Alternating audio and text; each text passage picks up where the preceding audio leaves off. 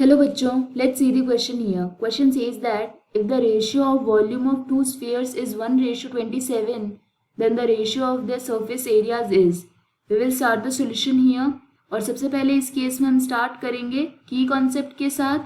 तो इस केस के लिए की कॉन्सेप्ट हो जाएगा formula of surface area of sphere. तो स्फीयर के सरफेस एरिया का फॉर्मूला होता है 4πr². आर यहाँ पे रिप्रेजेंट करता है रेडियस को.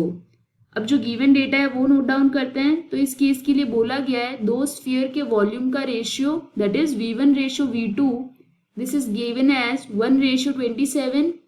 We know that ratio of volume is given. तो यहाँ पे फॉर्मूला रिक्वायर्ड होगा. फॉर्मूला होता है 4/3πr³. तो ये हो जाएगा r1³ divided by 4/3πr2³. So this is equal to 1 divided by 3 whole cube because 3 whole cube ये होता है equal to 27. तो यहाँ पे 4/3π से 4/3π कैंसिल आउट हो जाएगा. So r1 ratio r2 whole cube ये है equal to 1/3 होल क्यूब.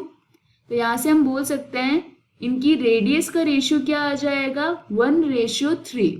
इस केस में हमें फाइंड आउट क्या करना है, हमें फाइंड आउट करना है इनके सरफेस एरिया का ratio. So ratio of their surface area ये हो जाएगा equal to 4πr1² divided by 4πr2². तो यहाँ पे 4π से 4π कैंसिल आउट हो जाएगा. So r1 ratio r2 whole square.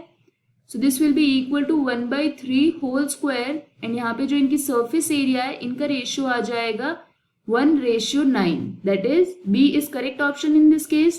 This is the final answer. I hope you understood the explanation. All the best.